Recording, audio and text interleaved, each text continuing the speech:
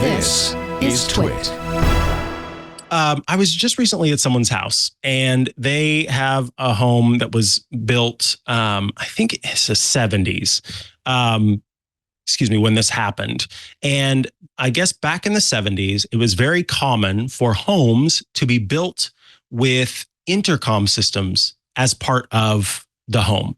And so you would have built into the walls of the home in different places a speaker and a microphone, essentially, and some sort of way to turn it on. So someone could be in another room, and particularly if they're at the front door or something and you're in the back, and they would knock, not get a doorbell doesn't work, so they could intercom.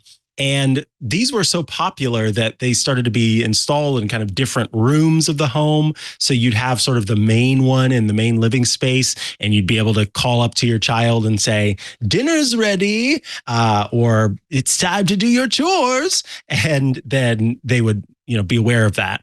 And as newer builds came around, that technology did not stick around.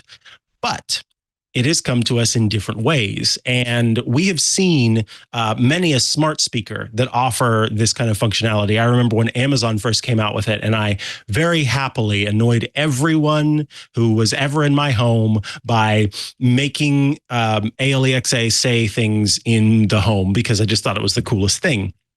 Apple has added this feature as well through a system called Intercom.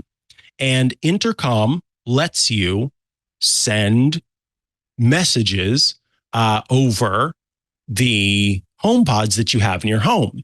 What's great about it is that there are different kind of options for it. It's very kind of toggleable. You can say that there are only certain HomePod speakers that you want to be part of the intercom, who all receives a notification of an intercom message. So it doesn't just come over the HomePod. It also will be sent to one of your other devices. And then they can choose whether it only plays on the devices while they're at home, if they're everywhere, or not at all. So, for example, I could say, hey, SIRI, tell the office the movie is starting. And what that would do is it would play that intercom message in the office, not in other places. Or I could say, hey, SIRI, announce upstairs I'm going to the store. It would only send that because I'm already downstairs and I know no one's downstairs. I want to tell people who are upstairs that they are, that I'm about to leave. You can also say, hey, SIRI, intercom, who ate the last cookie? Or, hey, SIRI, announce I'm home. And what it'll do in those cases, because it works with CarPlay. So I could be in the car, I could have it announce, and it will play that everywhere. So let's give this a shot and see if it's working. Let's say, announce good morning world. Okay, intercom to everyone in Petaluma. And that's just sent off. And I did get a notification on my Apple Watch and my phone. And it says, listen to intercom from office. And let me turn up the volume and see if this works. It's very quiet. Hold on, let's try that again. Good morning, world. So that sent out on there, and it will have also played on the HomePods that I have in my living room.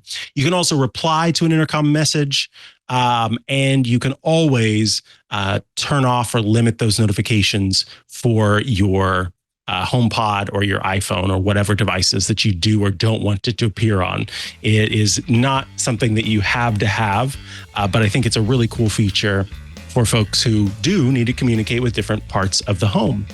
Hey, if you liked that clip, well, there's so much more to get by joining Club TWiT. You can watch all of iOS Today, where we cover all things iOS, tvOS, HomePodOS, watchOS, and so much more. It's all the apps, all the tips and tricks, and everything with Rosemary Orchard and me, Mikah Sargent. Join Club TWiT at twit.tv/clubtwit to see all of iOS Today.